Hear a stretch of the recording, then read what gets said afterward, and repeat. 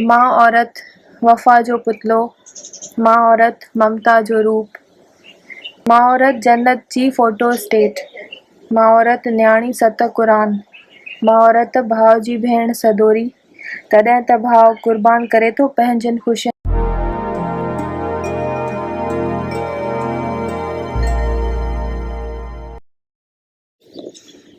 हिन international women's day ते औरतुनि जे आलमी ॾींहं ते सिर्फ़ु ॻाल्हियूं न आहिनि करणियूं, सिर्फ़ु वॾियूं वॾियूं दावाऊं न आहिनि करणियूं त औरत खे हे बि हक़ मिले, औरत खे हीअं बि करणु खपे।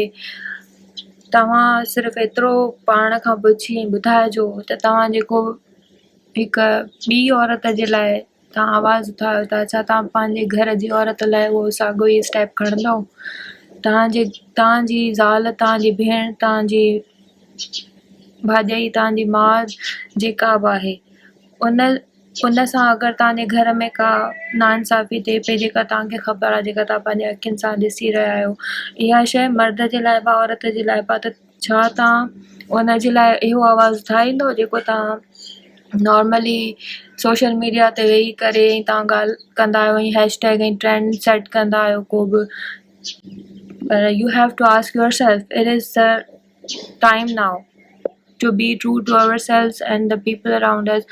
ऐं जेको बि इनकलाब ईंदो आहे, जेका बि रेवोल्यूशन ईंदी आहे, उहा पाण खां ई शुरू थींदी आहे। उहा असांजे वजूद खां, असांजे वजूद सां वाबस्ता जेके माण्हू आहिनि, असांजी फैमिली आहे, असांजे घर खां उहा शइ शुरू थींदी आहे। त बजाए हिन जे जो असां वॾियूं वॾियूं ॻाल्हियूं कयूं, असांखे खपे त असां पंहिंजनि माण्हुनि खे पाण गॾु बीहारे पंहिंजे कॉन्फिडेंस में वठी जेको बि करिणो आहे उहो पोइ करिणो आहे। ऐं औरत खे सिर्फ़ु हिकु जिन्स जे तौर ते न ॾिठो वञे, औरत हिकु इंसान आहे। जीअं सिंध जीअं लतीफ़, औरतुनि जे आलमी ॾींहं जे हवाले सां हीअ वीडियो जेका आहे उहा मां डेडिकेट कयां थी, अर्पियां थी उन्हनि कुझु औरतुनि खे जिन मुंहिंजी ज़िंदगीअ में मुंहिंजे अंदरि काफ़ी बदिलाव आंदा आहिनि। त हिन वीडियो जे शुरू थियण में मुंहिंजी अम्मी शाइरा आहे, त मां अम्मीअ जो थोरो नंढिड़ो नज़्म जूं 2-3 लाइनूं पढ़णु चाहींदसि। माँ औरत वफ़ा जो पुतलो, माँ औरत ममता जो रूप, माँ औरत जन्नत जी फोटो स्टेट, माँ औरत न्याणी सत क़ुरान, माँ औरत भाउ जी भेण सदोरी, तॾहिं त भाउ क़ुर्बान करे थो पंहिंजनि ख़ुशियुनि।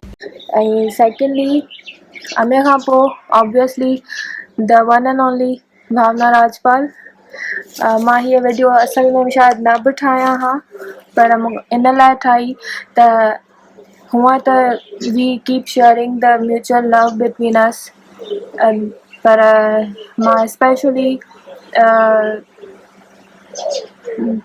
मतिलबु मूंखे लफ़्ज़ नथा मिलनि त मां छा चवां त भावना मुंहिंजे लाइ छा आहे ऐं मुंहिंजे लाइ छा उहा अहमियत रखे थी। But still I am very blessed and I am really really grateful के जेका मूंखे जंहिं तरीक़े सां सम्झाईंदी रहंदी आहे, मूंखे जंहिं तरीक़े सां संभालींदी रहंदी आहे, ऐं द वे शी इज़, उहा जीअं आहे उन सां सभिनि खे सेखारियो त असां सभिनि खे पाण सां मोहबत करणी आहे, पाण खे ऑन करिणो आहे। सही आहे। दुनिया छा थी सोचे, माण्हू छा था सोचनि, इन्हनि सभिनि ते असांखे पंहिंजो एनर्जी, पंहिंजो टाइम वेस्ट नाहे करिणो। So yes, thank you so much. ऐं थर्ड वन, साइमा, मुंहिंजी दोस्त ऐं यूनिवर्सिटी खां वठी असांजो साथ रहियो आहे काफ़ी अरसे जो, पर मां सम्झां थी त हाणे जॾहिं असां हिकिड़ी जॻह ते कमु था कयूं, असांजी वर्किंग प्लेस हिकिड़ो ई आहे, त उते वञी मां साइमा खे वधीक सुञातो आहे। साइमा खे माना ईअं त मां सुञाणींदी हुअमि त उनजो जेको उनजी जेका सोच आहे उन हमेशह मूंखे मुतासिर कयो आहे, ऐं उनजो जेको छा चइजे तजियो या रिसर्च या उनजी जेका इल्मु आहे उहो हुन सदाईं मूंखे ॾाढो मुतासिर कयो आहे, हुनखे हर शइ ऐं सिंध सां हुनजो जेको इश्क़ु आहे, सिंध सां त मां सम्झां त सिंधियुनि खे इश्क़ु हुजणु खपे, पर हुनजो जेको इश्क़ु आहे न त उहा ईअं ई बिना कंहिं वजह जे नथी करे, हुन वटि रीज़न्स आहिनि, हुन वटि हर शइ जे करण जो हिकु पको जेको आहे न हिकु ठोस वजह हुन वटि मौजूदु हूंदी आहे। मूंखे उहा हुनजी ॻाल्हि ॾाढी वणंदी आहे त उहा जेको कुझु सोचे थी ऐं जेको कुझु करे थी उहा सोचे सम्झी थी करे, ऐं ज़ाहिर आहे हुनजो जेको फैमिली बैकग्राउंड आहे, हुनखे जेका सपोर्ट आहे हुनजे बाबा जी, हुनजे फैमिलीअ जी, अम्मीअ जी, त it really plays an important role. So ईअं त खोड़ अहिड़ियूं मायूं आहिनि, औरतूं आहिनि जिन मूंखे ठाहियो आहे जीअं मां हिन महिल आहियां। अस्सलाम वालेकुम, दिस इज़ मी साइमा राजा। औरतुनि जे आलमी ॾींहं जे हवाले सां बसि एतिरो चवंदसि त औरत को गुनाह कोन्हे जंहिंखे कारी चादर में वेढ़े लपेटे सदियुनि ताईं भेद में रखिजे। औरत का गार कोन्हे, औरत खे आज़ादी, इज़त, मान शान जी ज़रूरत इन करे बि आहे त जीअं सुभाणे हू असांखे हिकु सुठो माहौल, हिकु सुठी सोसाइटी जी तश्कील ॾेई सघे।